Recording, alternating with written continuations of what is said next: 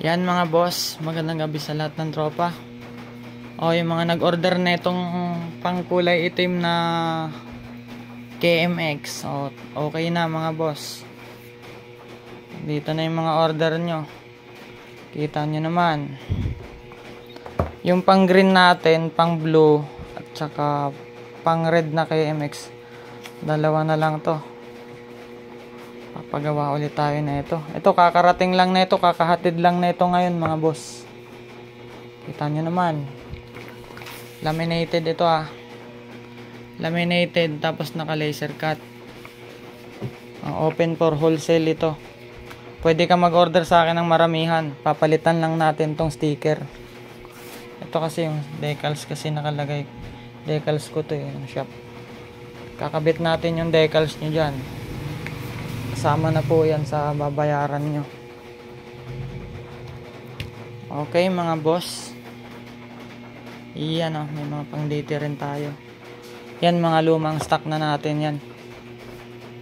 Ito may mga pang pink din ako kulay. Iyan kulay pink to. Ito yata yung blue na chassis. Iyan okay. Tapos ito naman yung pang itim. Alam nyo na to tagal na natin tong pinapost. Ito yung bago talaga. Tayo mismo nagpasadya na ito mga idol.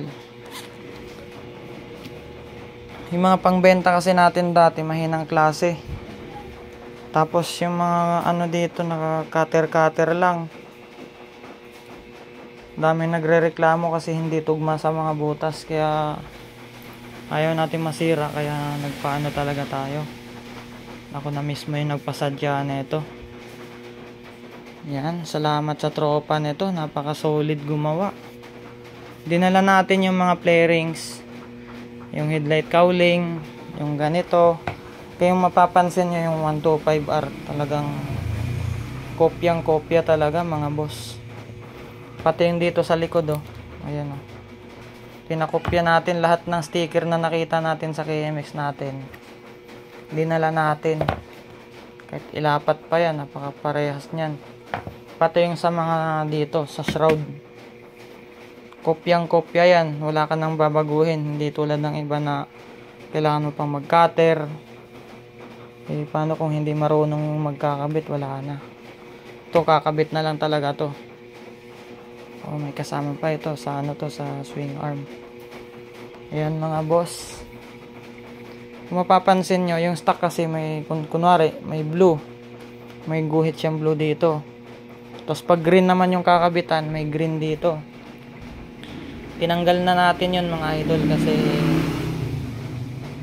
marami kasing pintor na iba yung pagkatimpla nila, hindi nakukopya yung original talaga, kaya once na may green dito tapos nilapat na sa pinturado na green na tangke, minsan iba yung kulay ng guhit dito, kaya tinanggal na natin yon para pwede siyang ikabit sa pula na KMX, pwedeng ikabit sa blue at saka sa green. Ito kasi yung stock na kulay niyan yan, halos kopyang kopya talaga yan, napaka solid na ito mga boss.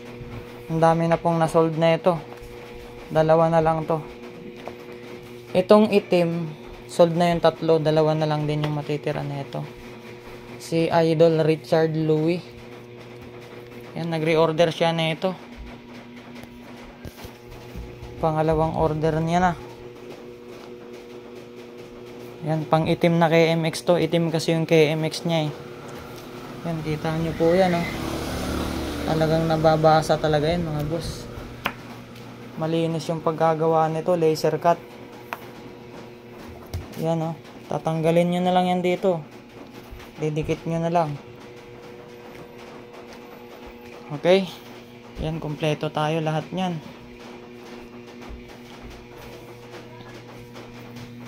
Okay mga idol, bye bye. Yan lang yung magagarantiya ko sa inyo. Lapat na lapat po yan lahat. Sa tangke. Ito sa tangke to Tsaka ito sa tangke to.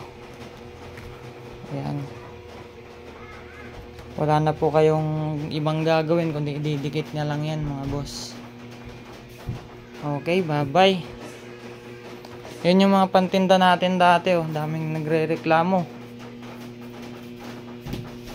Sisira tayo, sisira yung pangalan natin. Kaya tayo na mismo yung nagpasadya talaga. Iba pa rin talaga pagka tayo yung yung gusto natin yung nasusunod. No choice kasi tayo dati, kung kanino-kanino lang tayo namimili sa mga shop. Kaya ito sariling paggawa na natin yan mga boss. Tsaka pag may defect, reject na yun. Maayos kausap yung tropa natin na pinagpagawa natin ito. Okay mga idol, bye bye. Dami yan mga boss. Hindi kayo mauubusan ng magandang klaseng decals. Okay, salamat sa lahat. Ayun yung KMX natin na pinag-anuhan yan. Dinala talaga natin lahat ng flarings. Okay, bye bye.